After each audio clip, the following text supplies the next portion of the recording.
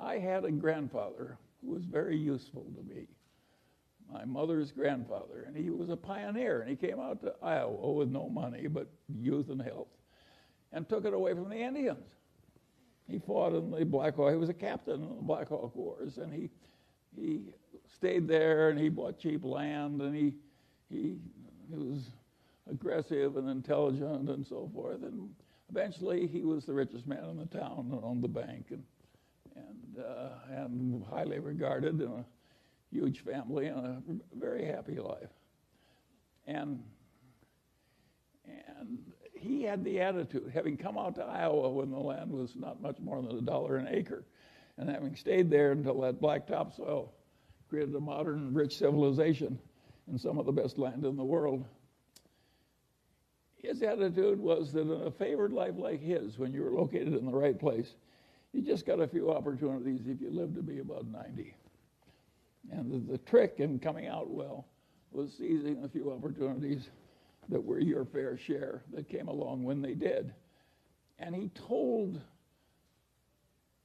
that story over and over again to the grandchildren who hung around him all summer. And my mother, who had no interest in money, remembered the story and told it to me. But I'm not my mother's natural imitator. And I knew Grandpa Hingham was right. And so I always knew from the very first, when I was a little boy, that the opportunities that were important that were going to come to me were few, and that the trick was to prepare myself for seizing the few that came. This is not the attitude they have at a big investment counseling thing. They think if they study a million things, they can know a million things. And of course, the result is almost nobody can outperform an index.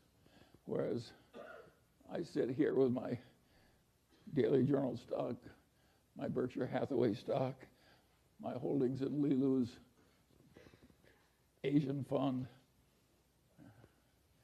my Costco stock, and of course I'm outperforming everybody. And I'm 95 years old, and I practically never have a transaction. And the answer is I'm right and they're wrong. And that's why it's worked for me and not for them.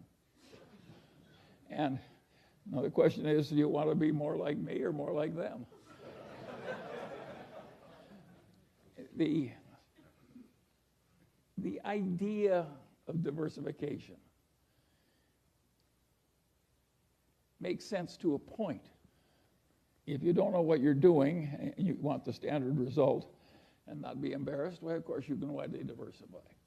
Now, nobody's entitled to a lot of money for recognizing that because it's a truism. It's like knowing that 2 and 2 equals 4.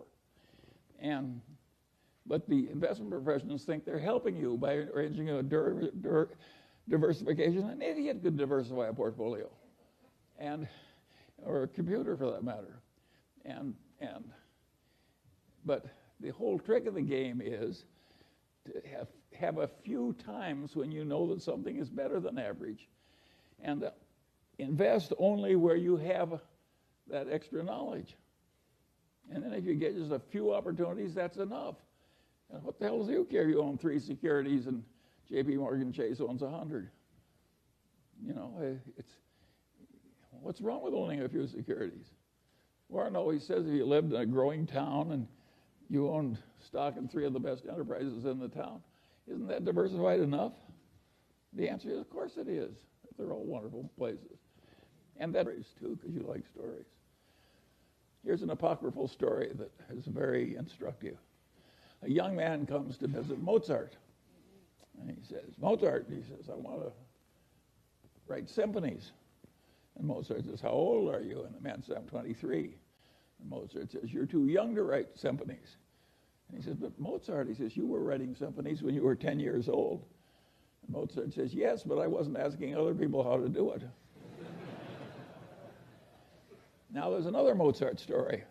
Here's the greatest musical talent maybe that ever lived. And what was his life like? Well, he was bitterly unhappy and he died young. That's the life of Mozart. What the hell did Mozart do to screw it up? To make himself, well, he did 2 things that are guaranteed to create a lot of misery. He overspent his income scrupulously. That's number 1. That is really stupid. And the other thing was he was full of jealousies and resentments. If you'll overspend your income and be full of jealousy and resentments, you can have a lousy, unhappy life and die young. All you've got to do is learn from Mozart. You can also learn from that young man who was asking Mozart how to write symphony. The truth of the matter is that not everybody can learn everything. Some people are way the hell better.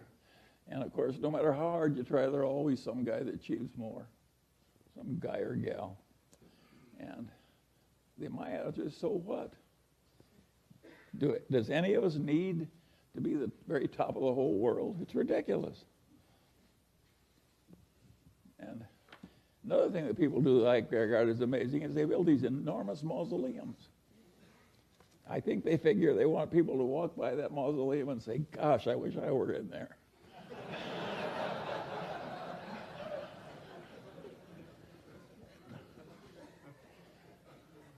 Anyway,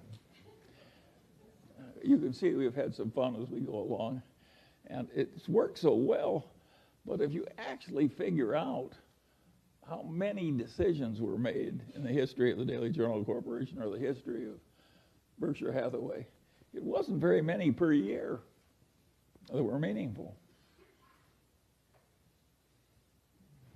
It's a game of being there all the time and recognizing the rare opportunity when it comes and recognizing that a normal human allotment is to not have very many.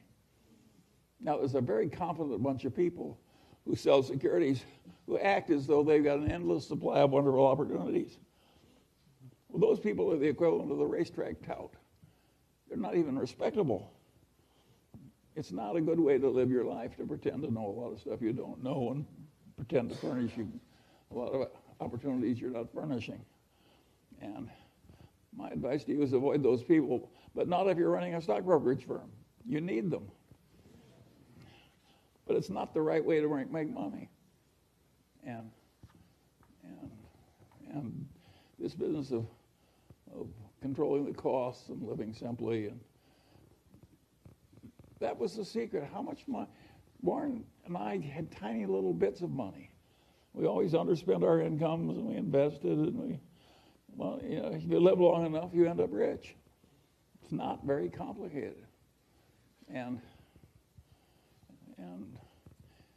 now there is a part of life which is, how do you scramble out of your mistakes without them costing too much?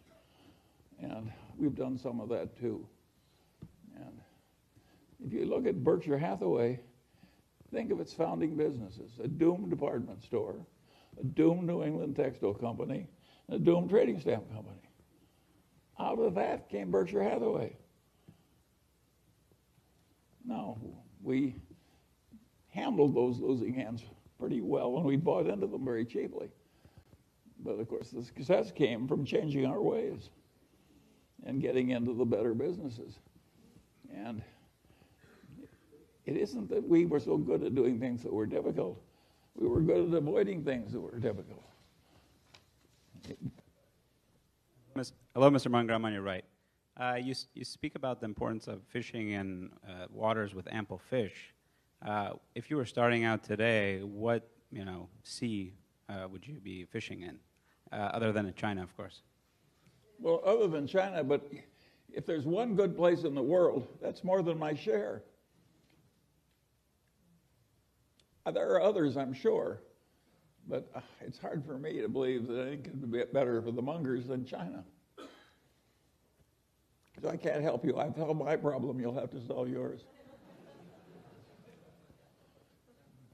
By the way, the water's fine in China. And some very smart people are wading in. And in due course, I think more will wade in. The great companies of China are cheaper than the great companies in the United States.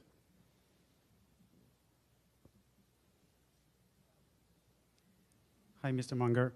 Mm-hmm. My friend Mikel and I were from Barcelona, and I have a question for you regarding long-term investment and compound interest. So I tried to remember if it was you or Einstein that said that compound interest was the strongest force on Earth. And in the last few years, with the very low interest rates out there, it's been difficult to find opportunities for having a long-term compound interest-based strategy. So beyond investing in Berkshire, value investing, or index funding, where would you invite us to find opportunities for long-term investment where compound interest is really that force? Well, my advice for a seeker of compound interest that works ideally is to reduce your expectations, because I think it's going to be tougher for a while. And it helps to have realistic expectations, makes you less crazy. But I think that,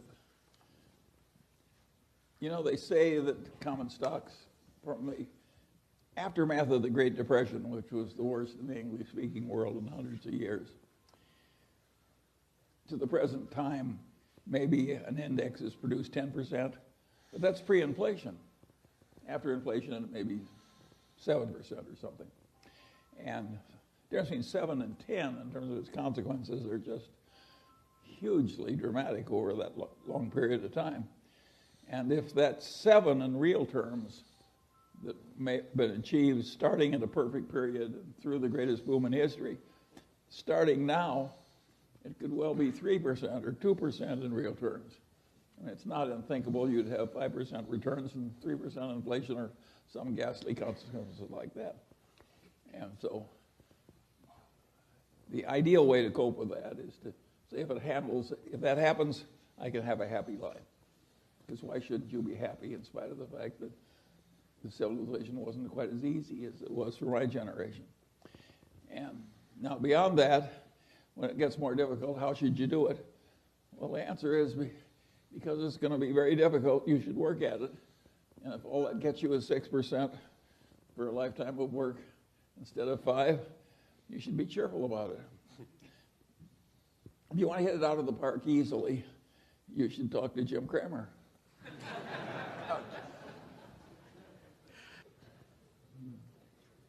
Hi, Charlie. My name's Julia LaRoche. Last year, we saw a record amount of share repurchases, and now we're hearing rhetoric out of Washington, D.C., specifically legislation to curb stock buybacks. What's your take on stock buybacks, and do you think politicians should be telling companies what to do? Thank you so much. Well, generally speaking, I'm restrained in my enthusiasm for politicians telling corporations what they should do. But I will say this. When it was a very good idea for companies to buy back their stock, they didn't do very much. And when the stocks got so high priced that it's frequently a bad idea, they're doing a lot.